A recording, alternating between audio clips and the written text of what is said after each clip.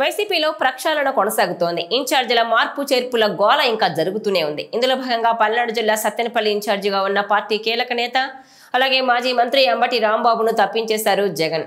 సత్తెనపల్లి ఇన్ఛార్జిగా అంబటి స్థానంలో కొత్తగా యువనేత గజ్జల సుధీర్ భార్గవరెడ్డిని నియమించారు. ఆయన ఆర్థికంగా స్థితిమంతుడు కావడంతో పాటు సత్తెనపల్లి నియోజకవర్గంలోని ఓ గ్రామం నుంచి వెళ్లి నర్సరావుపేటలో స్థిరపడ్డారు. దీంతో ఆయన సత్తెనపల్లికి లోకల్ అవుతారని భావించే ఛాన్స్ ఇచ్చారట జగన్. ఈ క్రమంలోనే ఇటీవల ఓ కార్యక్రమంలో పార్టీ ఇన్ఛార్జి బాధ్యతలను భార్గవరెడ్డికి అప్పగిస్తూ అంబటి కీలక అడుగు వేశారు. అధిష్టానం తీసుకున్న నిర్ణయాన్ని పార్టీకి నిఖార్సైన కార్యకర్త మాదిరిగా శిరసావహిస్తున్నానని చెప్పిన అంబటి బాధ్యతలను భార్గవరెడ్డికి అప్పగిస్తున్నట్టు తెలిపారు.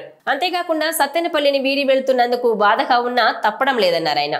అంబటి నుంచి వినిపించిన ఈ మాటలు పార్టీ శ్రేణులను అయోమయానికి గురిచేశాయని చెప్పాలి. సత్తెనపల్లిని భార్గవరెడ్డికి అప్పగించిన అంబటి తనకు కొత్తగా ఏ పదవి అప్పగించారన్న విషయాన్ని మాత్రం వెల్లడించలేదు. దీంతో వచ్చే ఎన్నికల్లో అంబటికి అసలు సీటు దక్కుతుందా అన్నది ఇప్పుడు హాట్ టాపిక్ గా మారింది. వాస్తవానికి పల్నాడు జిల్లాలో వైసీపీకి ఓ మోస్తరు బలం ఉన్న సత్తెనపల్లి మాత్రం టీడీపీకి కంచుకోట కిందే లెక్క. దివంగత నేత ఏపీ అసెంబ్లీ మాజీ స్పీకర్ కోడెల శివప్రసాదరావు నియోజకవర్గంలో అంబటి పోరాడి గెలిచారు.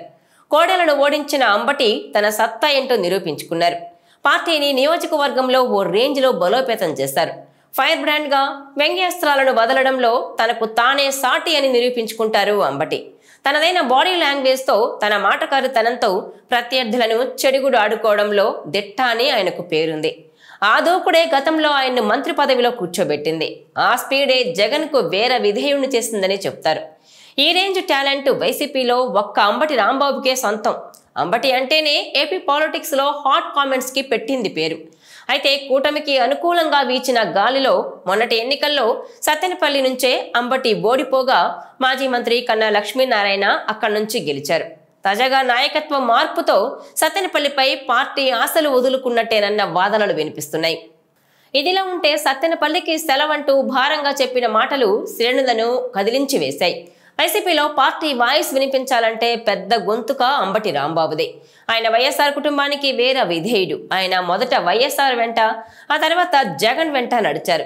జగన్ కాంగ్రెస్ నుంచి బయటకు వచ్చినప్పుడు ఆయనతో తన రాజకీయ ప్రయాణం ఎలా సాగుతుందో కూడా తెలియకపోయినా జగన్ వెంటే నడిచిన తొలి సైనికుడిగా అంబటి రాంబాబుకు పేరుంది. ఆయన గెలిచినా ఓడినా వైసీపీని అంటిపెట్టుకునే ఉన్నారు.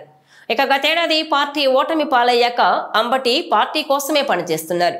సోషల్ మీడియా ద్వారా అధికార కూటమి మీద పెద్ద ఎత్తున విమర్శలు చేస్తున్నారు.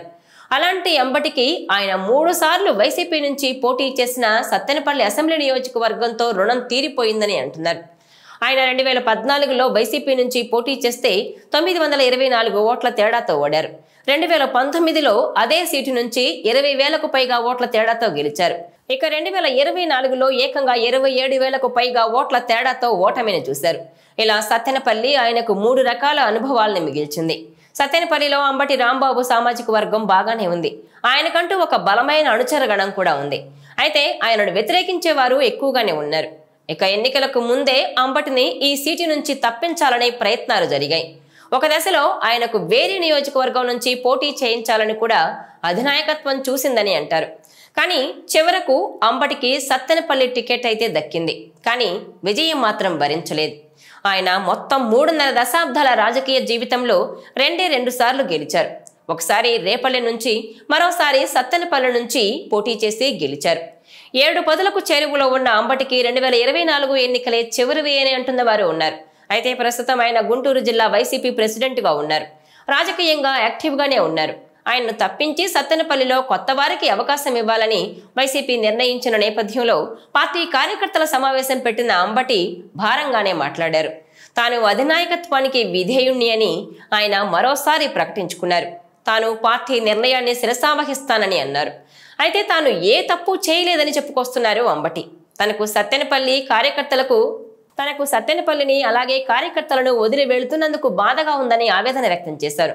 అయితే వైఎస్ఆర్ కుటుంబ విధేయుడిగా జగన్ ఆదేశాలను శిరసావహిస్తానని చెప్పుకొచ్చారు ఆయన. తాను మాట తప్పేది లేదని, తప్పు చేసింది కూడా లేదని అంబటి ఒకంత ఎమోషనల్ అయి కామెంట్స్ చేశారు.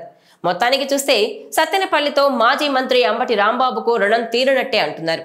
అయితే గత ఎన్నికల్లో అంబటికి రాష్ట్ర అధికార ప్రతినిధి ఇస్తారని ప్రచారం జరిగింది. కానీ వైసీపీ గుంటూరు జిల్లా అధ్యక్షుడి బాధ్యతలను అప్పగించింది. దీంతో ఆయన సేవలను కేవలం ఒక జిల్లాకు ఎందుకు పరిమితం చేశారని అప్పట్లో వైసీపీ లోపల బయట హాట్ డిస్కషనే సాగింది.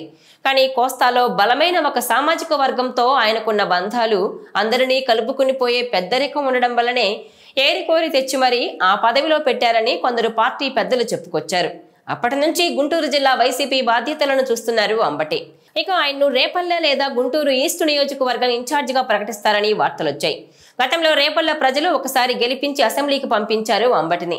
అంతేకాకుండా అంబటి స్వస్థలం రేపల్లె కావడంతో ఆయన సత్తెనపల్లి నుంచి రేపల్లెకి వెళ్తారని పార్టీలో ప్రచారం జరుగుతోంది. ఇప్పటి వరకు ఏ నియోజకవర్గానికి ఇన్ఛార్జ్ పదవి ఇవ్వలేదు. మరోవైపు అంబటి రాంబాబు ఇక ప్రత్యక్ష ఎన్నికల్లో పోటీ చేయకపోవచ్చని వైసీపీ వర్గాలే చెబుతున్నాయి. దీంతో అంబటిని పొమ్మనలేక పొగబెడుతున్నారా అన్న అభిప్రాయం వ్యక్తమవుతోంది. చూడాలి మరి ఆయన రాజకీయ జీవితం ఎలా సాగుతుందో. ఈ వీడియో మీకు నచ్చినట్లయితే please share, like and subscribe R24 Telugu.